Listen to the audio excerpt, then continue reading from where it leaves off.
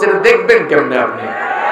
আপনাকে তো তসলিমা নাসরিনের ব্যবহার করা চশমা খুলতে হবে, এরপরে মাঝে মাঝে মাহফিলে আসতে হবে। আপনি ফেসবুক মুফতি, ফেসবুক মুজাহিদ হইয়া তো মাহফিলের উপকারিতা বুঝতে পারবেন না।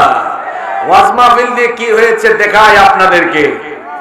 ওয়াজ মাহফিলের কারণে, তাফসীরুল কোরআন মাহফিলের কারণে বেনামাজি লোকেরা এখন নামাজ ধরেছে। যুবকদের মুখে দাড়ি রাখা শুরু হয়েছে, যুবকদের প্যান্ট টাকনুর উপরে উঠেছে, মহিলারা ভারতীয় সিরিয়াল ছেড়ে দিয়ে ওয়াজ শুনতে শুনতে ঘরে রান্না করা শুরু করেছে, স্বামীর খেদমত করা শুরু করেছে। ওয়াজ মাহফিল দিয়ে কি হচ্ছে? ওয়াজ মাহফিল, ভাই প্লিজ এত জোরে কথা বলেন না, আলোচনার পরিবেশ নষ্ট করেন না, পরে গুনিয়েন, হ্যাঁ, আলোচনার শেষে। তাহলে ওয়াজ মাহফিল আমাদের জন্য ভালো না খারাপ? আজ মাহফিল, মানুষ মাহফিল মুখী হচ্ছে, বিশেষ করে যুবকরা মাহফিল মুখী হচ্ছে।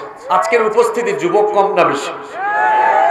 যুবকরা মাহফিল মুখী হওয়ায় এক শ্রেণীর মানুষ দুশ্চিন্তায় পড়েছে। ঘটনা কি? আমাদের পুকুরের জিয়ানো মাছ সব তো কোরআনের পুকুরে, ইসলামের পুকুরে চলে যাচ্ছে। এটা তাদের দুশ্চিন্তার কারণ হয়ে দাঁড়িয়েছে। কারণ যুবকরা বিড়ি সিগারেট থেকে ফিরে আসতেছে, মাদক, এটা সমাজের জন্য খুব খারাপ। মাননীয় প্রধানমন্ত্রী সহ সরকার প্রশাসন সহ এই মাদক নির্মূলে কাজ করছেন। তো যুবকরা এখন মাদক ছেড়ে মাহফিলমুখী হচ্ছে। যুবকরা এখন জঙ্গিবাদের দিকে যাচ্ছে না, যুবকরা ইসলামের দিকে আসতেছে। এটা দেখে কারো কারো খারাপ লাগতেছে। তো এই খারাপ লাগাটা, এই অন্তরের রূপটা সে তার অন্তরে নিয়ে জ্বলে পুড়ে ছাই হয়ে যাক, এটা আমাদের কিছু যায় আসে না। কোরআনের জন্য, ইসলামের জন্য এই দেশে যুবকদের যে গণজোয়ার, যে গণবিস্ফোরণ শুরু হয়েছে, এটা আমাদেরকে ভবিষ্যতের একটা আগাম বার্তা দিচ্ছে। কোরআনমুখী, ইসলামমুখী এই যুবকদের গণস্রোতকে ঠেকানো যাবে না। এই গণস্রোত গণবিস্ফোরণে রূপান্তরিত হয়ে এই দেশের প্রতি ইঞ্চি জমিনের উপরে কোরআনের রাজ একদিন কায়েম হবেই হবে ইনশাআল্লাহ।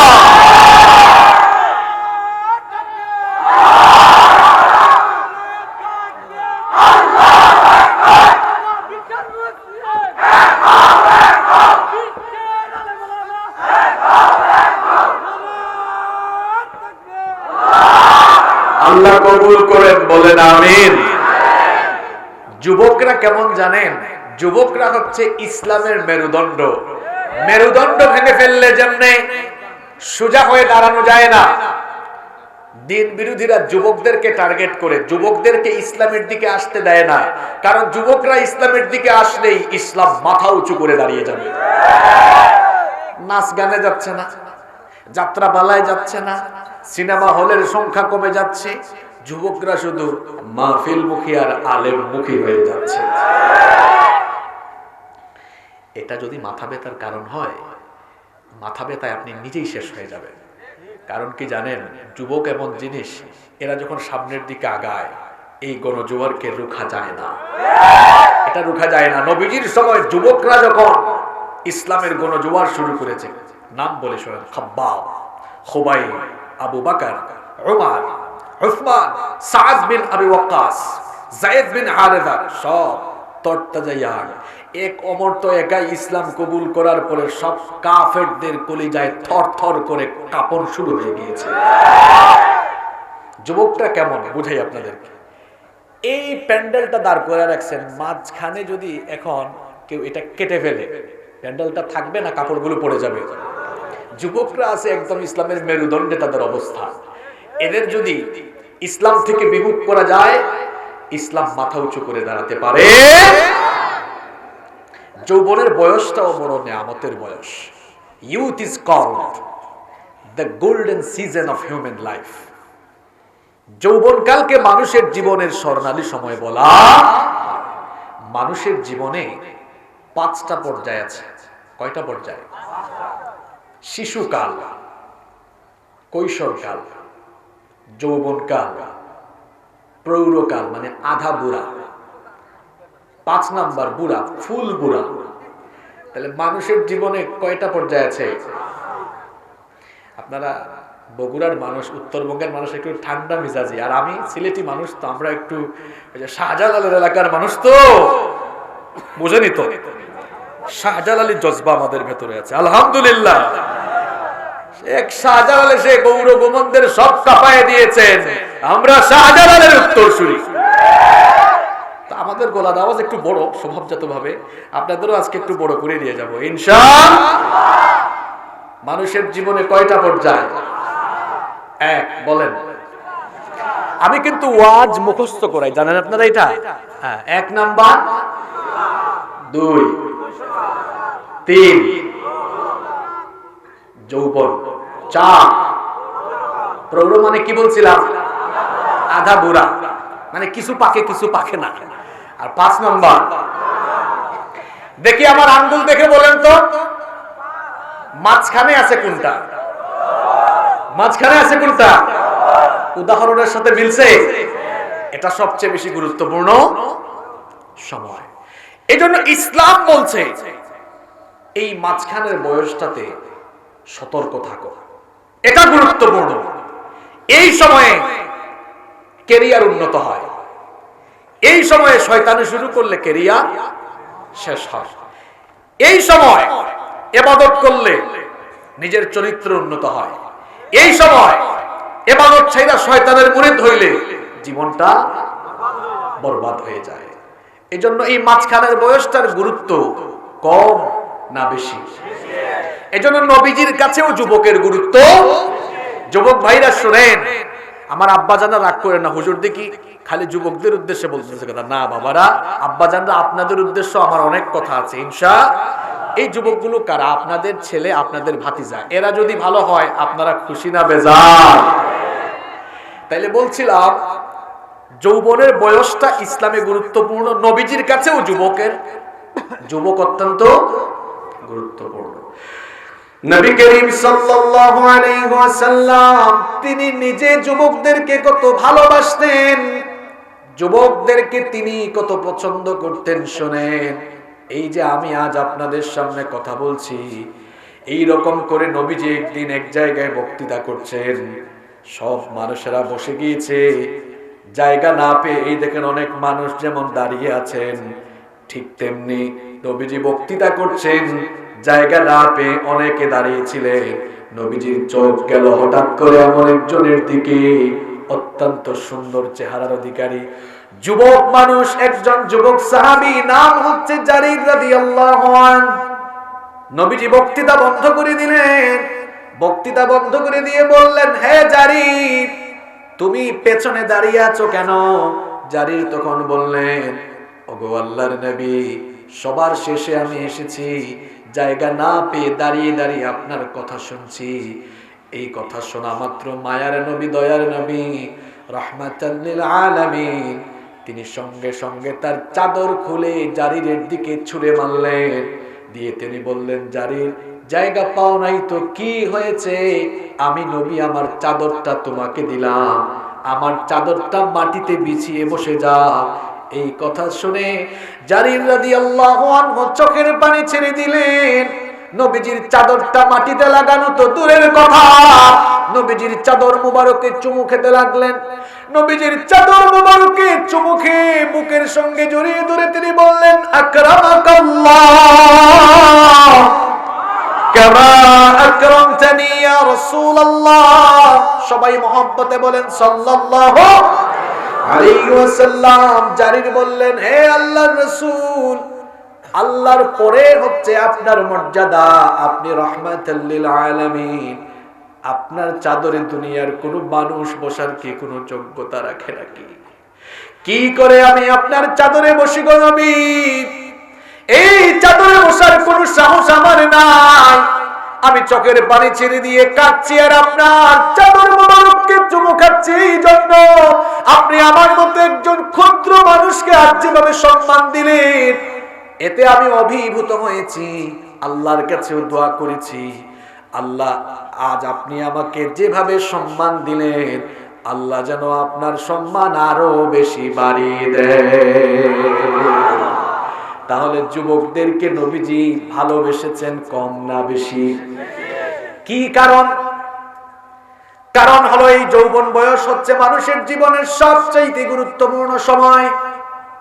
এই যে কিছুক্ষণ আগে বললাম, youth is called the golden season of human life. এটা মানুষের জীবনের সোনালী সময়, সোনালী অধ্যায় এখান থেকে শুরু হয়। বলেন তো, যৌবন বয়সে শরীরের তেজ, শক্তি কম থাকে না বেশি থাকে? যা মন চায় তাই করা যায়, দাপিয়ে বেড়ায়, লাঠি সুটা নিয়ে বের হয়, কানে হেডফোন লাগাইয়া ঝাঁকা ঝাঁকা শুরু করে। শক্তি বেশি তো। যেহেতু এই বয়সে মানুষের শরীরে শক্তি বেশি থাকে, তেজ বেশি থাকে, এই বয়সে মানুষ তার চরিত্র নষ্ট করে ফেলার সম্ভাবনা আছে। এই জন্য নবীজি বলেছেন, খবরদার, সাবধান, জীবনের গুরুত্বপূর্ণ এই সময়টাকে নষ্ট করো না। কারণ কিয়ামতের দিন জীবনের এই গুরুত্বপূর্ণ সময়ের ব্যাপারে যার কাছে জবাবদিহি করতে হবে তিনি কে? আস্তে বলবেন না, জোরে বলেন, তিনি কে? ভালো করে শোনেন। তিরমিজি শরীফে হাদিস এসেছে, আন ইবনে মাসউদ রাদিয়াল্লাহু আনহু قال, হাদিস বর্ণনাকারী সাহাবীর নাম হচ্ছে আব্দুল্লাহ ইবনে মাসউদ রাদিয়াল্লাহু আনহু। তিনি বলছেন, নবীজি বলেছেন, লা তাজুলু কদমা ইবনে আদম মিন ইনদি রাব্বিহি হাত্তা ইউসআলা আন খামসিন।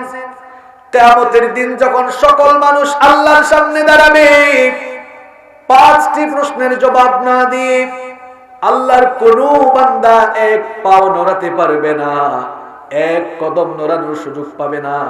একটু প্র্যাকটিক্যালি বোঝাই। এই যে দেখেন, একটা বাচ্চা হাঁটতেছে, মানে তার পা নড়তেছে। নবীজি বলতেছেন, বান্দা শোনো, উম্মত শোনো, কিয়ামতের দিন আল্লাহ তোমাকে পাঁচটা কথা জিজ্ঞেস করবেন, জবাব না দিয়ে তুমি তোমার ঠ্যাং পা নাড়ানোর সুযোগ পাবা না। শোনেন, সেন্স কোথায় আছে? তো এখানে নড়াইতে পারবেন না, একদম সোজা দাঁড়ায় থাকতে হবে। আগে জবাব, তারপরে পা নাড়াবেন। খবর আছে সেদিন, কারণ সেদিন ট্রাইব্যুনালের প্রধান বিচারপতিকে নড়তে পারবেন না। আল্লাহ বলেন, চুপ করে দাঁড়িয়ে থাক, জবাব দে এগুলো। নবীজি জানালেন আমাদেরকে কোন পাঁচটা প্রশ্ন। নবীজি বললেন, শোনো শোনো, এক নম্বর প্রশ্ন হবে, আন উমরিহি ফীমা আফনাহু। আল্লাহ বলবেন, এ গোলাম, তোমাকে যে লম্বা হায়াত দিয়েছিলাম, তোমার এই জীবন তুমি কোথায় কিভাবে অতিবাহিত করেছো, গোটা জীবনের হিসাব ওই যে বলে না, পই পই করে দেওয়া লাগবে কার কাছে? দুই নম্বর প্রশ্ন করা হবে, ওয়ান শাবাবিহি ফীমা আবলাহু। আল্লাহ বলবেন, রে গোলাম, ওই যে যৌবনকালে তোর শরীরে অনেক শক্তি ছিল, অনেক তেজ ছিল, বল ওই তেজোদ্দীপ্ত, সেই তেজোদ্দীপ্ত যৌবন কোথায় তুই কিভাবে কাটিয়েছিস? ওই যৌবন বয়সে নামাজে গিয়েছিলে নাকি ঝাঁকানাকায় গিয়েছিলে? এই যৌবন বয়সে কোরআনের মিছিলে গিয়েছিলে না তোর নেতা খেতার মিছিলে গিয়েছিলে? জবাব দেওয়া লাগবে কার কাছে? আল্লাহ বলবেন, জবাব দাও, যৌবন কোথায় কাটাইছো? তিন নম্বর প্রশ্ন হবে, ওয়া মালুহু মিন আইনা কাসাবাহু। এত টাকা পয়সা ধন দৌলত কোথা থেকে কামাইলা? ধন দৌলত কিভাবে উপার্জন করেছো? জবাব দেওয়া লাগবে কার কাছে? চার নম্বর প্রশ্ন হবে, ওয়া ফীমা আনফাকাহু। এগুলো কোথায় ব্যয় করেছো? পাঁচ নম্বর প্রশ্ন করা হবে, ওয়া মাযা আমিলা ফীমা আলিমা।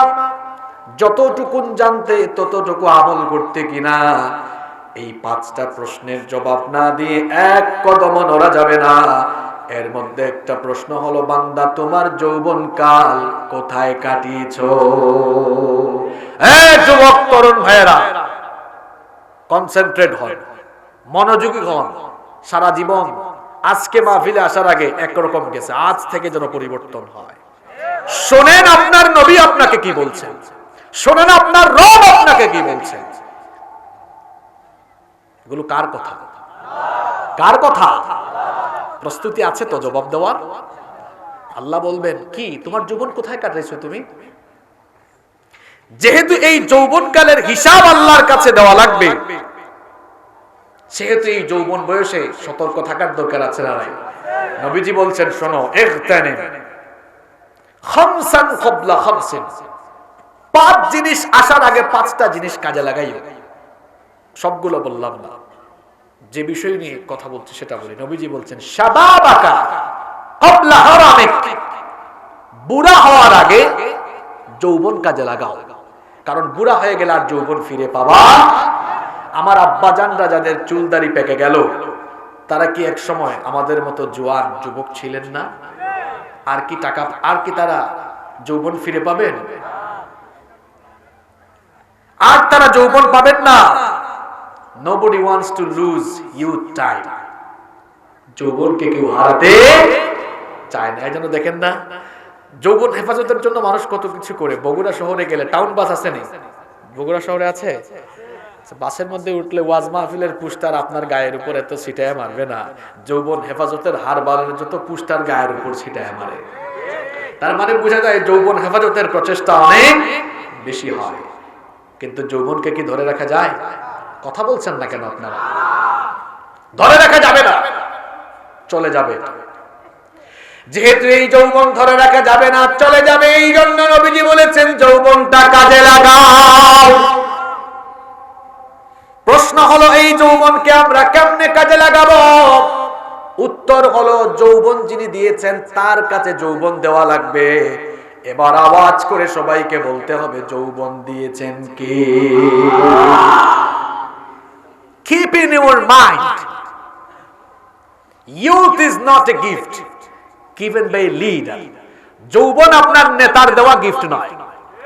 যে নেতার চামচা হইয়া যৌবন শেষ করতেছেন, keep in your mind, youth is not a gift given by a leader. যৌবন আপনার নেতার দেওয়া গিফট নয়। যৌবন যিনি দিয়েছেন তিনি কে? এই যৌবন যাবে কোথায়? আল্লাহর পথে যাবে যৌবন। কেমনে আল্লাহর পথে যাবে শোনেন।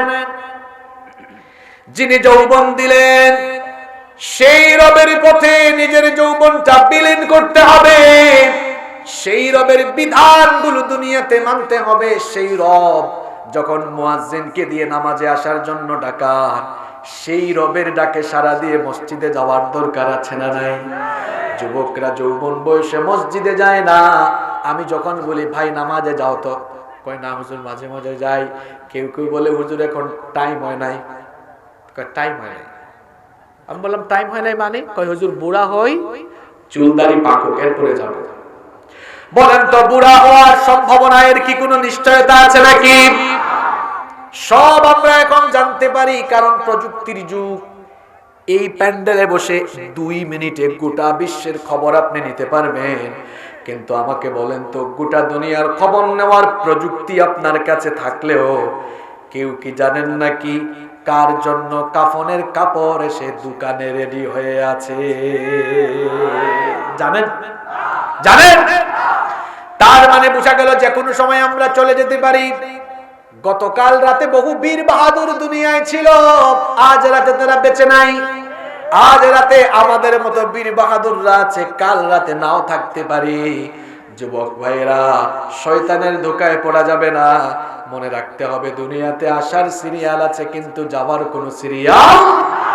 আসার বেলা কি সুন্দর সিরিয়াল মেইনটেইন হয় দেখেন। প্রথমে আসেন দাদা, তারপরে বাবা, এরপরে ছেলে, তারপরে দাদার ঘরে নাতি হয়। এই রকম দুনিয়াতে আসার চমৎকার সিরিয়াল মেইনটেইন হয়, কিন্তু যাওয়ার বেলা কোনো সিরিয়াল মেইনটেইন হয় না। মাঝে মাঝে এমন করুণ দৃশ্য আমরা দেখি, নাতির লাশ দাদা কবরে নামায়, ছেলের লাশ বাবা কবরে শুয়ায়। কিছুদিন আগে আমার চেয়ে বয়সে 8-9 বছর ছোট একটা ছেলে আমার এলাকার, আমার পাশের বাড়ির, মারা গেল। আমি বাড়িতে গেলে, গ্রামের বাড়িতে গেলে মাঝে মাঝে সে বাইক নিয়ে আমারে ঘুরাইতো। আমাদের সিলেটে অনেক সুন্দর সুন্দর জায়গা আছে না? জাফলং আছে, সাদা পাথর আছে, গেছেন নাকি আপনারা? ভোলাগঞ্জে তো আমার বাড়ি। ভোলাগঞ্জে সাদা পাথর আছে, সাদা পাথরে নিয়ে যেত, ছেলেটা মারা গেল।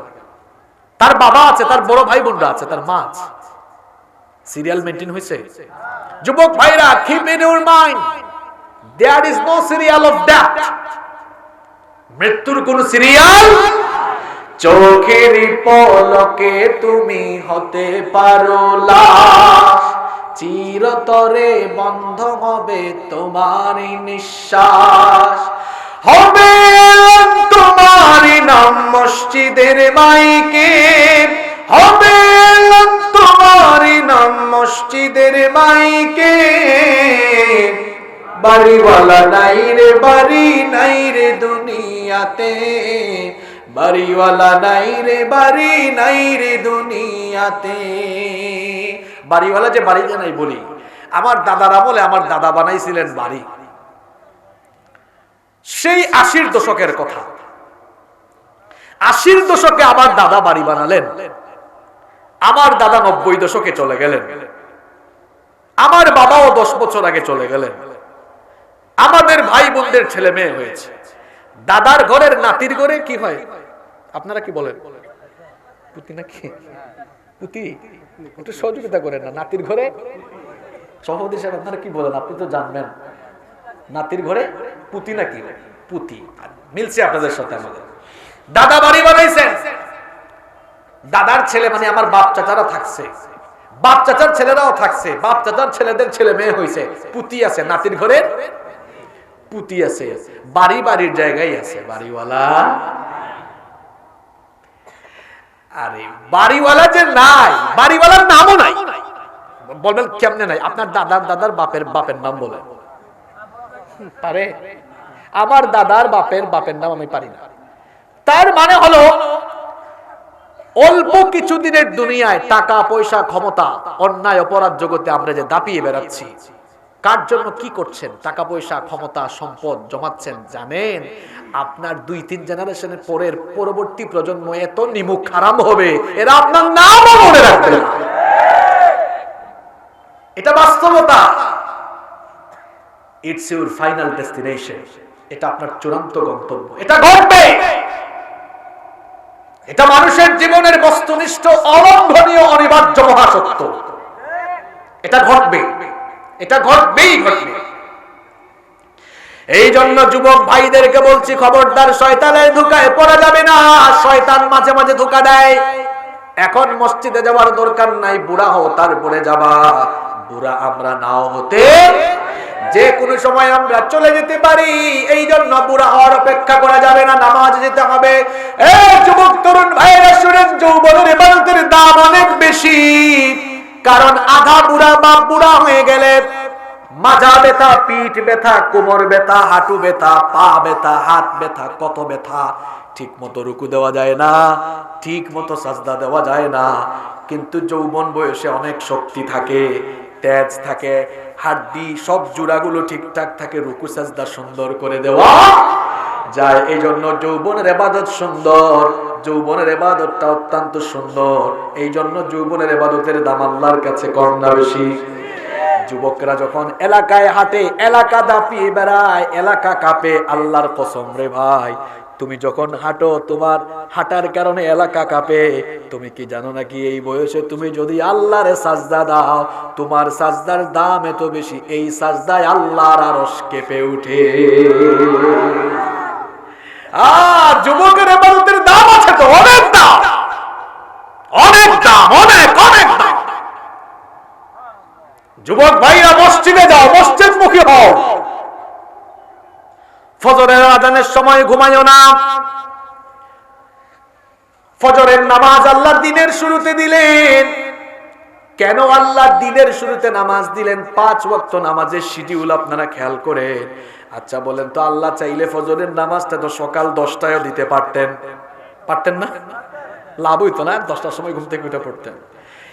প্রশ্ন হলো, কেন আল্লাহ এমন একটা টাইমে ফজরের নামাজ দিলেন? রাত শেষ হইতেছে আর দিনটা শুরু হচ্ছে, অন্ধকার শেষ হয়ে আলো উদ্ভাসিত হচ্ছে। ওই সময় আল্লাহ কেন প্রথম নামাজ দিলেন? কারণ হলো আল্লাহ বান্দাকে পরীক্ষা করছেন, দেখি গোলাম বানাইলাম আমি, গোলাম দুনিয়াতে পাঠাইলাম আমি, দেখি এবার সে গোলামের পরিচয় দেয় কিনা, দেখি বান্দা তার আরামের ঘুমটা হারাম কইরা আমারে সাজদা দেয় কিনা। যদি বান্দা আরামের ঘুম হারাম কইরা সাজদা দেয়, বুঝা যাবে এটা আমার খাঁটি গোলাম। আর যদি সে আরামের ঘুমটাকে আরাম মনে করে ঘুমায়া থাকে, বুঝা যাবে এটা আমার গোলাম নয়। গোলাম হয়ে দুনিয়ায় গিয়েছিল ঠিক, যাওয়ার পরে হয়ে গেছে শয়তানের গোলাম। আমরা গোলাম হতে চাই কার? আমাদের রবকে। আল্লাহ আমার রব, এই রবি আমার সব। আল্লাহ আমার রব, এই রবি আমার সব। দমে দমে তনু মন তারি অনুভব, দমে দমে তনু মন তারি অনুভব। আল্লাহ আমার রব, এই রবি আমার সব। আল্লাহু আকবার। তাহলে আমরা সবাই গোলাম কার? দিনের শুরুতে আল্লাহ নামাজ দিলেন যেন আমরা গোলামের পরিচয় দেই। রাত 12টা পর্যন্ত ওয়াজ শুনে তারপরে ফজরের নামাজ পড়ে না। এই ওয়াজ দিয়ে কি হবে? নিজেকে আবার ইমানদার পরিচয় দেয়। ভাইয়েরা ভালো করে শুনেন, আব্বাজানরা ভালো করে শুনেন, নামাজ ছাড়া মুসলমানিত্বের পরিচয় দেওয়া যায় না। শুধু বুঝানোর জন্য বলতেছি। মনে করেন এখানে বিরাট একটা দুর্ঘটনা ঘটে গেছে। এবার দুর্ঘটনার কারণে বহু লোকের মাথা সহ ছিন্ন হয়ে গিয়েছে। এখন মাথা ছিন্ন করা একটা লোকের দেহ যদি এখানে দাঁড় করানো হয়, মাথা ছাড়া কি মানুষের পরিচয় পাওয়া যায় নাকি? মাথা ছাড়া যেমন একজন মানুষের পূর্ণাঙ্গ পরিচয় পাওয়া যায় না, ঠিক তেমনি নামাজ ছাড়াও একজন মুসলমানের পূর্ণাঙ্গ পরিচয় পাওয়া যায় না। কেন জানেন? ইসলামের মাথা হলো নামাজ। আসসালাতু হিয়া রাসুল ইবাদাহ। নামাজ ইবাদতের মগজ। আপনি ইসলামের যত ইবাদত করেন, হজ, যাকাত, দান, সদকা, রোজা, যত ইবাদত করেন, ওয়াজ মাহফিল, দান, সদকা, এতিমখানায় দান, মাদ্রাসায় দান, যত নেক আমল করেন, মনে করেন আমলের স্তূপ। আমলের চূড়ায় আছে কি? জুড়ে বলতে হবে। আমলের চূড়ায় আছে কি? মাথা কাটা লোকের মাথা না থাকলে তার পরিচয় যেমন পাওয়া যায় না, ঠিক তেমনি ইসলামের ইবাদতের মাথা কেটে ফেললে বাদ বাকি ইবাদত দিয়ে নিজেকে মুমিন হিসাবে দাবি করা যায়। Keep in your mind, salat is the key of success. এই নামাজ হলো সফলতার। সালাত কায়েম করো, সালাত কায়েম করো, হবে সম্মানী তুমি, হবে জান্নাতি তুমি, দেবে কাল হাসরে শীতল ছায়া আরশে আজিম। রব্বিয়াল আলা, রব্বিয়াল আজিম, বলেন রব্বিয়াল আলা, রব্বিয়াল আজিম। মোমেন তুমি, সালাত তোমার মস্ত পরিচয়, দুনিয়া তোমার আজকে আছে কালকে হবে লয়। আজকে রুকু সাজদা করো, নিজ পরিচয় আঁকড়ে ধরো, তবেই তো মুমিন। সালাত তোমার অঙ্গে মাখো, সঙ্গে রাখো, হবে না বিলীন। রব্বিয়াল আলা, রব্বিয়াল আজিম, রব্বিয়াল আলা, রব্বিয়াল আজিম। ফজরের সময় সুবহানাল্লাহ বাড়ি গিয়ে বলিয়ে, সেই অমর খুব নরম মানুষ, তাই না? আরো জোরে, খুব গরম। যুবক ভাইরা শোনেন, ইসলাম কবুল করেছেন কে? বলেন, জুড়ে বলেন। কত বছর বয়সে? 26। কত বছর? 26 বছরে মানুষ বুড়া হয়ে যায়, তাই না? বুড়া হয় না? তো শক্তি তখন কি? শক্তি তখন। এর আগে যারা ইসলাম কবুল করছে, কেউ কেউ লুকাই লুকায় থাকতো। ওমরের মতো লোক কি লুকায় থাকার মানুষ নাকি? আরো জোরে বলেন। ইসলাম কবুল কইরা নবীজির কাছে আসতে এসে বললেন, ইয়া রাসূলুল্লাহ সাল্লাল্লাহু, আমি ইসলাম কবুল করছি, এটা সবাই জানা দরকার। নবীজি বললেন, আমার কি চাও? বললেন, নবী আমার সহ্য হচ্ছে না, একটু পারমিশন দেন। নবীজি বললেন, কি করবো অমর? আমি কাবার দিকে একটা মিছিল বের করব। কি বের করব? আমাদেরও মিছিল আছে না নাই? স্লোগানগুলো কি? আমার ভাই তোমার ভাই, অমুক ভাই তমুক ভাই, আমার ভাইয়ের চরিত্র ফুলের মতো। নামাজ পড়ে না এক ওয়াক্ত, সুযোগ পাইলে গাঞ্জা টানে 5 ওয়াক্ত, শয়তানের ভক্ত, জাহান্নামের তত্ত্ব। ওমর বললেন নবী একটু সুযোগ দেন। নবীজি বললেন যাও দিলাম। তখন ইসলাম কবুলকারী মানুষের সংখ্যা হাজার হাজার, হ্যাঁ অল্প মাত্র কয়েকজন। নবীজি বললেন যাও সুযোগ দিলাম। অল্প কয়েকজনের লাইন ধরাইয়া মিছিলের সামনে দাঁড়াইছেন 2 জন বীর পুরুষ, একজন ওমর রাদিয়াল্লাহু, আরেকজন নবীজির চাচা সাহসী মানুষ, সিংহ পুরুষ হামজা, আলী নয় হামজা রাদিয়াল্লাহু। এবার স্লোগান শুরু হয়েছে আমার ভাই তোমার ভাই, আমার নেতা তোমার নেতা, তাই না? কি স্লোগান দিয়েছেন? লিল্লাহি তাকবীর, নারায়ে তাকবীর। আওয়াজটা গেছে আবু জেহেলের কানে, কই কি রে, আমার এলাকায় স্লোগান হয় আমার নামে, হঠাৎ করে নতুন স্লোগান, আবার এটা কোথা থেকে আসছে? এই বের হয়ে দেখতো কারা। বের হয়ে এসে কয় স্যার ঘটনা কিন্তু ভালো না, খারাপ। কি তা হইছে? কয় যারে নিয়ে আমরা এতদিন মিটিং করতাম উনি এখন ওই দলের সামনে নেতৃত্ব দিয়ে আসতেছে। কয় কসকে? আবু জেহেলের ভালো লাগতেছে না? জোরে ভালো লাগতেছে? এর আগের চিত্র ছিল এমন, ওমর রাদিয়াল্লাহু আনহুর ইসলাম কবুলের আগে চিত্র ছিল কেমন জানেন? যে ইসলাম কবুল করে কাফেররা তারে পিটায়। আপনারা তো ইসলাম কবুল করেছেন, আমরা ইসলাম কবুল করেছি ফ্রি, বিনিময় দেই না। এত সহজে ইসলাম আসে নাই। সাহাবীদের কথা বাদ দিলাম, নবীর কথা শুনেন। নামাজে গিয়ে তো ফের জ্বালাইয়া নামাজ পড়ে। নবীজি ঈমানের দাওয়াত দিচ্ছেন, সাজদায় গেছেন কাফেরের গোষ্ঠী, ময়লা আবর্জনা উটের নারী ভুড়ি এনে নবীজির মাথার উপর ছাড়ছে। তায়েফের ময়দানে নবীর শরীরকেরা পাথর নিক্ষেপ করে রক্তাক্ত করেছে। উহুদে আমার নবীর মাথার হেলমেট ভেঙেছে, দান দান শহীদ করেছে। ইসলাম কবুল করেছে যারা কাফেররা, কাফেরদের নির্যাতনের শিকার হয়েছে তারা সেই সময়। তো মিছিল শুনে তো সবাই একদম রেডি, লাঠি সুটা নিয়ে। আবু জেহেল কয় দেখছো নি কারবার কি সাহস? এই তোরা কই যাস? জানোস নাকি আজকে সামনে আজকে ওমর নিজের বউরে যদি বিধবা বানাইবার খায়ে শুটে তো যা, নিজের বাচ্চাগুলারে এতিম বানাইবার খায়ে শুটলে যা। এখন নেতাই যদি ভয় পায় কর্মী আর আগাবে কেন? কয় ধর কই যাচ্ছি, নেতাই ভয় পাইছে, আমরা গেলাম বাসে।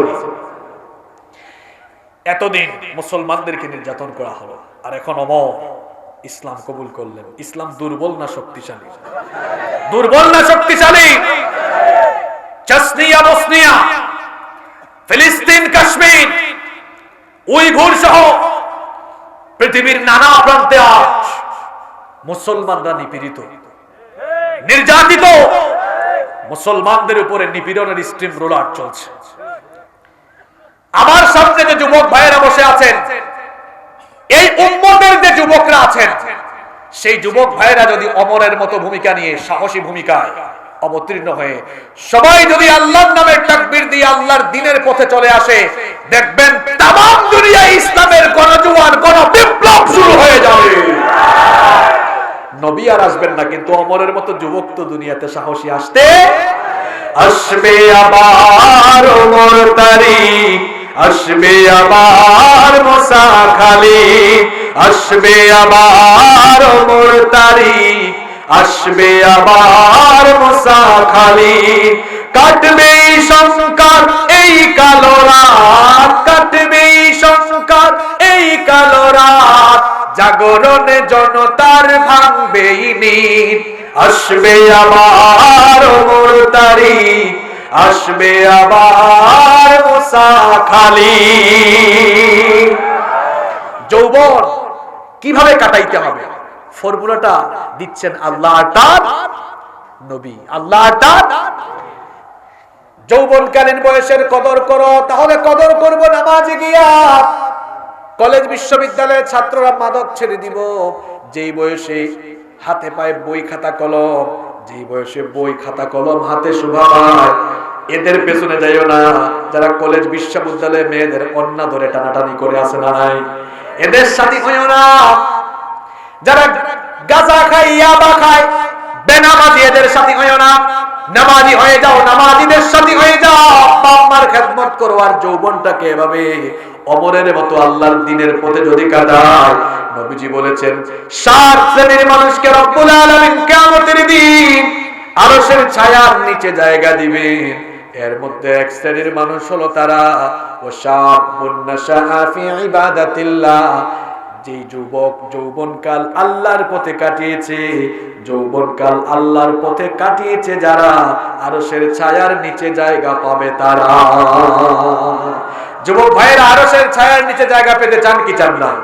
বাবারা সবাই জায়গা পেতে চান কি চান না? কারা কারা আল্লাহর আরশের ছায়ার নিচে জায়গা পেতে চাই? দুই হাত তুলে আল্লাহকে দেখায়। লিল্লাহি তাকবীর, লিল্লাহি তাকবীর। হাত নামাইয়েন না। তাহলে আরশের ছায়ার নিচে জায়গা পেতে হলে জীবন যৌবন পুরা হায়াত কার পথে কাটাইতে হবে? শয়তানের গোলামি ছাড়তে, নামাজ ধরতে, সুদ ঘুষ অন্যায় গুনাহ আর মা বাবার খেদমত, স্ত্রীর হক আদায় করতে, মানুষের হক নষ্ট করা যাবে? পারা যাবে তো ইনশাআল্লাহ? হাতগুলো নামান। সিলেটি গান, বগুড়ার মানুষের সিলেটি মাত বুঝবো নি, ইউটিউবার মনে হয়। বুঝছি তো, বুঝছি। বগুড়া মিডিয়া ক্লাবের সভাপতি না? এই ভাইরা কিন্তু শোনেন, আপনারা এই যে আমি গেঞ্জে বসো বসো, তুমি দোয়া করে পারবে। কই যাও তুমি? তোমারে ছাড়া আমার ভালো লাগে না, তুমি বুঝো না? আব্বাজানরা কষ্ট হচ্ছে আপনাদের, মুনাজাতের দিকে যাবে। আমি শেষে এই ভাইদের উদ্দেশ্যে কথা বলি, এদের সাথে খারাপ আচরণ করেন না, এরাও কিন্তু দায়ী আল্লাহ। কেমনে জানেন?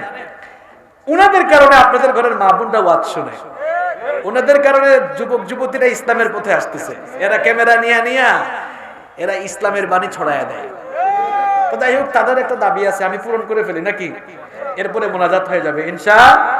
মেম্বার সাহেবের কি খারাপ লাগে নাকি? হ্যাঁ, মেম্বার সাহেব দাড়িওয়ালা মানুষ, খুব অতিথি পরায়ণ। আল্লাহ মেম্বার সাহেবকে কবুল করেন, আল্লাহ সবাইকে কবুল করেন। আমার বাড়ি সিলেটে, সিলেটি একটা গান আছে, এটা কোনো খারাপ গান না, সিলেটের কিছু ঐতিহ্য সেখানে আছে। বললাম মেম্বার সাহেব বলবো না, দোয়া করে দেবো। বগুড়ার সাথে সিলেটের একটা আন্তরিকতা তৈরি হোক, কি বলেন? নাকি আমারে দূরে ঢেলে দিবেন আপনারা? আমি তো আপনাদের ভাষাও শিখলাম, ক্যাঙ্কা আসো বারে শিখছি না, তা আন্তরিকতা তো বাড়াইলাম আপনাদের প্রতি। তা আমাদের সিলেটটা পড়ছে সুরমা নদীর তীরে, নদী পাস হয়ে যাওয়া লাগে। এই জন্য কবি লিখেছে সুরমা গাঙ্গর ফারো বাড়ি, মানে সুরমা নদীর তীরে বাড়ি। শাহজালালের উত্তর সরি, আমরা শাহজালালের উত্তর সরি। সুরমা গাঙ্গর ফারো বাড়ি, শাহজালালের উত্তর সরি। দেশ বিদেশ বেটাগিরি, আমরা হকল সিলটি, আমরা হকল সিলটি, আমরা হকল সিলটি, আমরা হকল সিলটি। সিলেটর কমলার বাগান, খাইলে জোড়ায় হকলর ফোরান। সিলেটের কমলা খাইছেন আপনারা? খুব মজা। আমরা একটু বিনিময় করব, আপনারা দিবেন দই, আমরা দিব কমলা। সিলেটর কমলার বাগান, খাইলে জোড়া হকলর ফোরান। সিলেটর সানা খাইলে বাই দিন খাটতো না একদিন, দিন খাটতো না একদিন। সুরমা গাঙ্গর ভারো বাড়ি, শাহজালালের উত্তর সরি। দেশ বিদেশ বেটাগিরি, আমরা হকল সিলটি, আমরা হকল সিলটি। বগুড়ার মানুষ তো লজ্জা পায়, বলে না। সৌদি আরব, আবু ধাবি, কাতার, দুবাই, লন্ডন যাবি, যে কোনো দেশে যান আপনি। আমার বাবা বলে ফেলছেন সৌদি আরব, আবু ধাবি, কাতার, দুবাই, লন্ডন যাবি। আমেরিকাত গিয়া দেখবাই ফাইবাই খালি সিলটি, ফাইবাই খালি সিলটি, সুরমা গাঙ্গর ফারবারি, শাহজালালর উত্তর শুনি, দেশ বিদেশ বেটাগিরি, আমরা হকল সিলটি, আমরা হকল সিলটি, আমরা হকল সিলটি, আমরা সকলে বগুড়াবাসী। আল্লাহ কবুল করেন। অনেক রাত হয়েছে, মনে আছে তওবার কথা মনে আছে? আজকে থেকে ফজরের নামাজ, হ্যাঁ 5 ওয়াক্ত নামাজ, হিংসা নিন্দা করব, মিলেমিশে আব্বা আম্মার খেদমত, মাদক মাদক ছেড়ে দিতে হবে, সন্ত্রাসী কর্মকাণ্ড ছেড়ে দিতে। এই বসেন মেম্বার সাহেব, কমিটির কি বক্তব্য আছে না আমরা মোনাজাতে চলে যাব? আল্লাহ কবুল করেন, আল্লাহুম্মা আমিন। ربنا ظلمنا أنفسنا وإن لم تغفر لنا وترحمنا لنكونن من الخاسرين ربنا لا تزغ قلوبنا بعد إذ هديتنا وهب لنا من لدنك رحمة إنك أنت الوهاب ربنا إنك جامع الناس ليوم لا ريب فيه إن الله لا يخلف الميعاد ربنا اصرف عنا عذاب جهنم إن عذابها كان غراما رب العالمين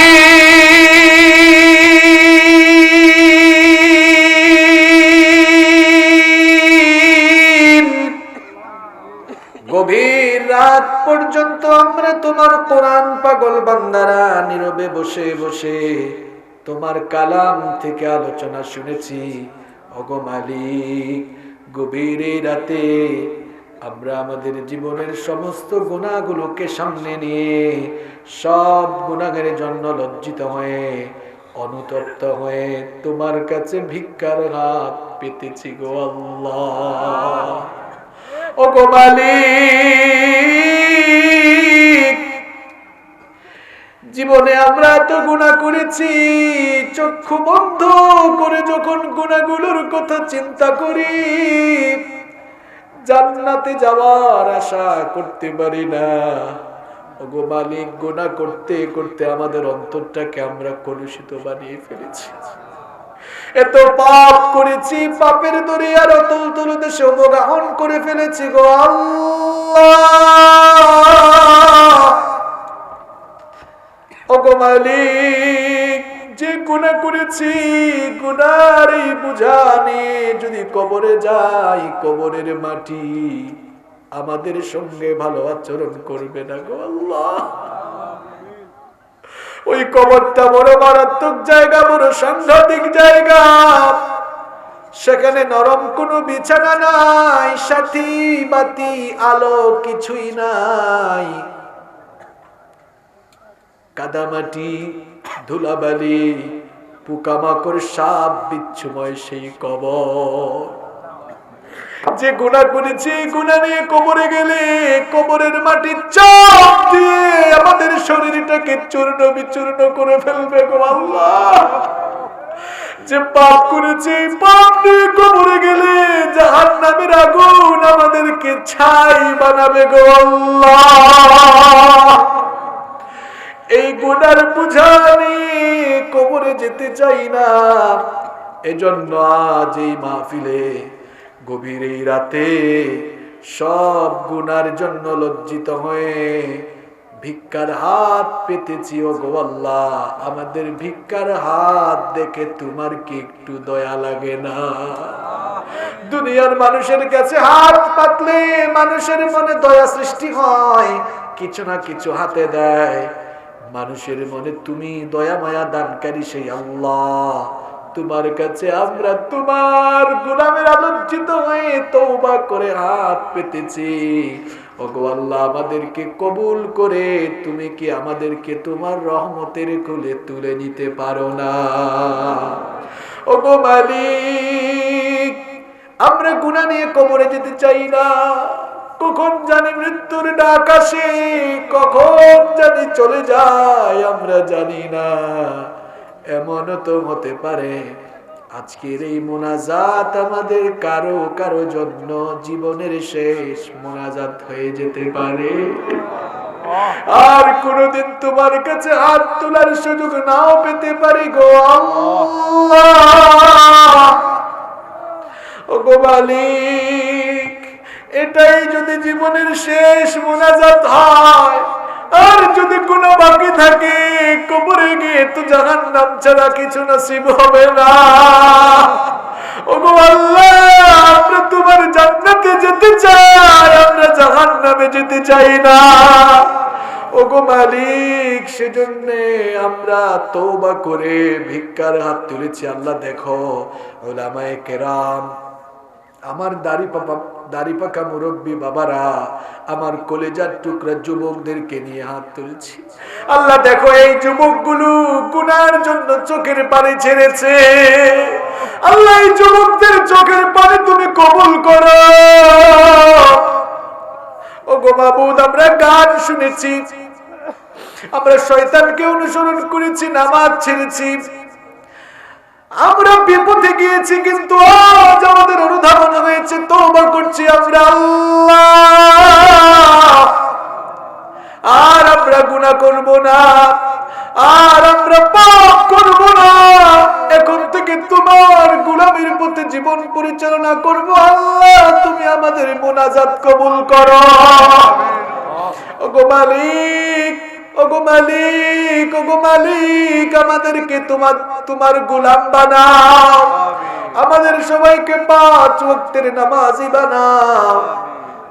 আজান হলে মসজিদে যাওয়ার তৌফিক আমাদেরকে দাও। আমার কলিজার টুকরা যুবক ভাইগুলারে আল্লাহ তুমি নামাজি বানাও। রব্বুল আলামিন, আমাদের ছেলে মেয়ে স্ত্রী সন্তান সবাইকে নামাজি বানিয়ে দাও। রব্বুল আলামিন,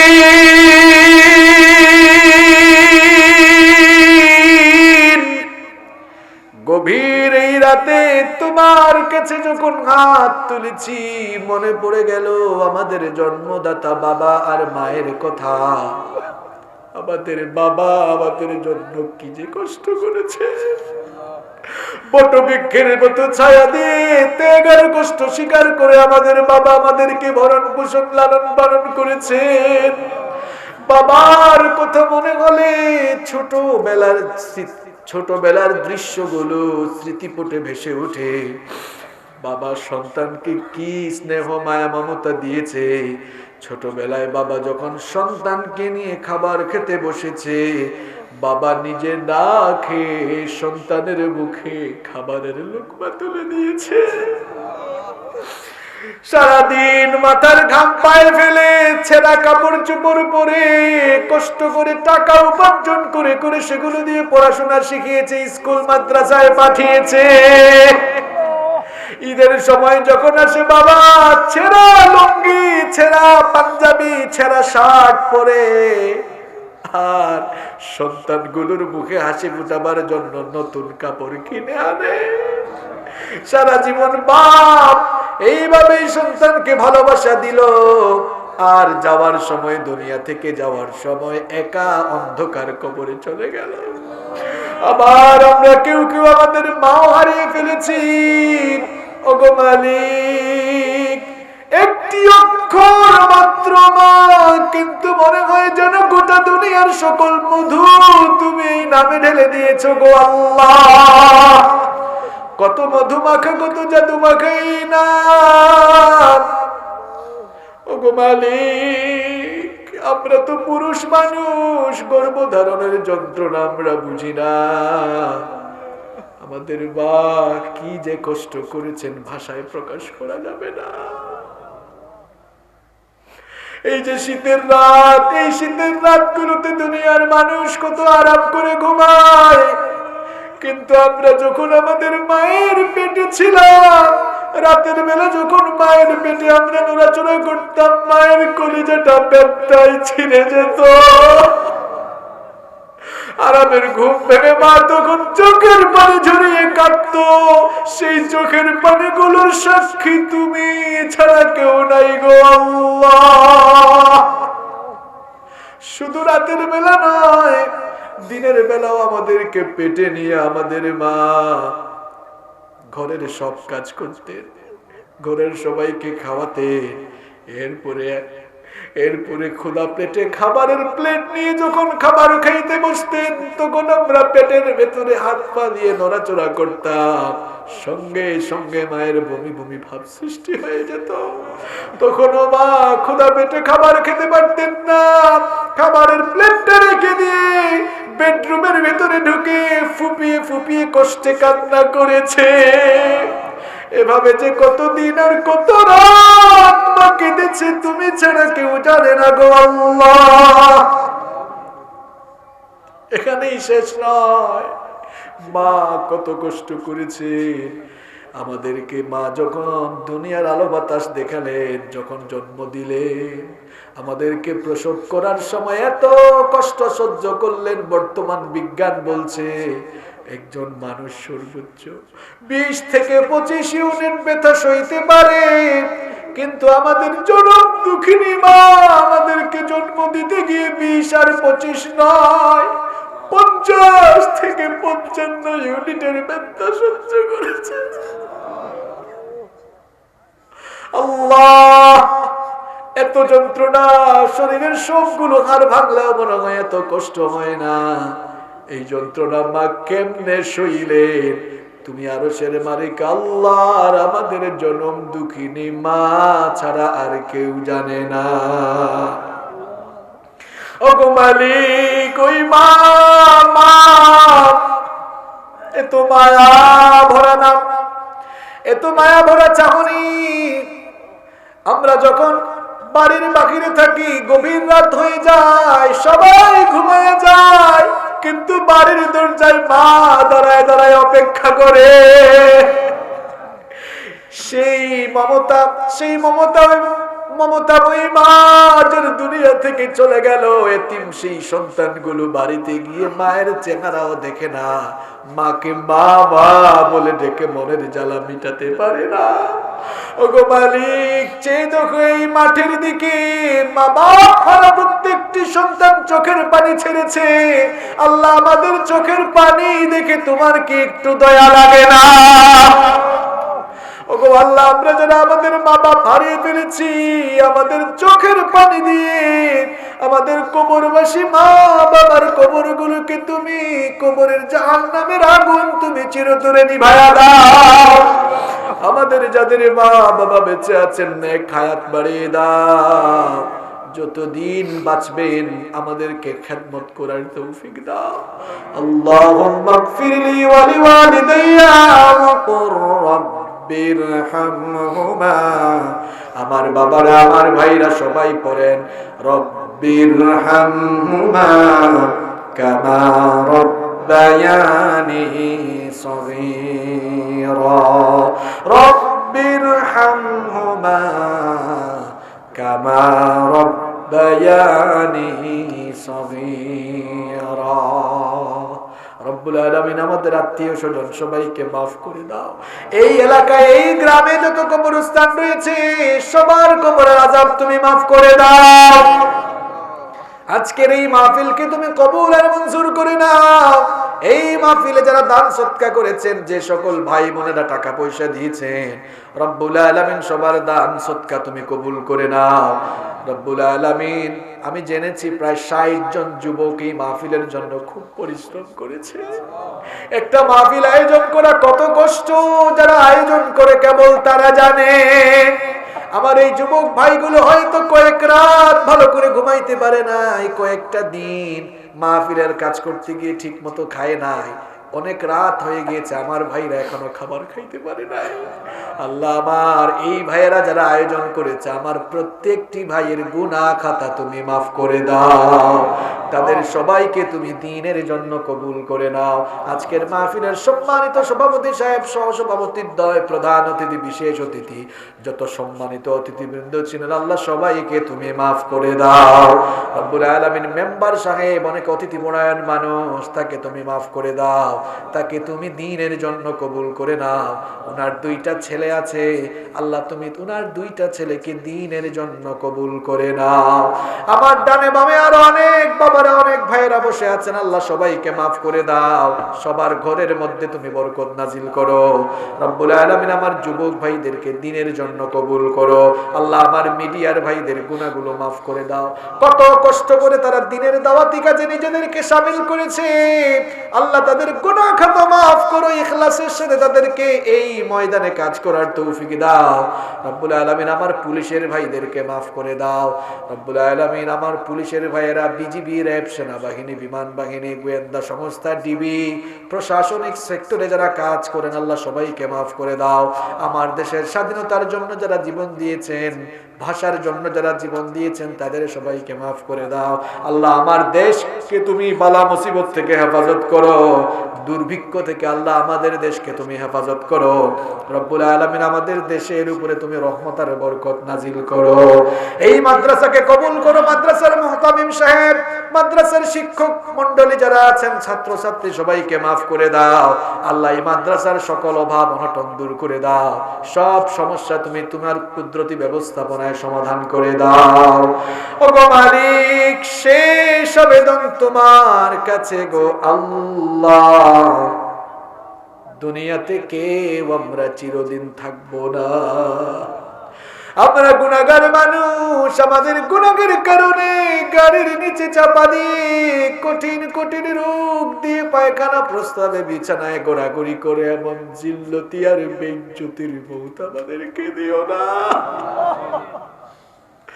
আল্লাহ। আমাদের পাপের কারণে এমন কঠিন রোগ দিও না, যে রোগের কারণে তোমার সাজদা দেওয়া যায় না রব্বুল আলামিন। যতদিন আমাদেরকে বাঁচিয়ে রাখবা, সুস্থতার নিয়ামত দিয়ে বাঁচিয়ে রাখিও আল্লাহ। আমাদেরকে সুস্থতার শুকরগুজারি জিন্দেগি দান করো। মৌতের সময় যখন আসবে, আমাদেরকে পবিত্র বানিয়ে জবান দিয়ে তোমার কালেমা নসিব করে তোমার কাছে নিয়ে নিও। লা ইলাহা ইল্লাল্লাহু মুহাম্মাদুর রাসূল।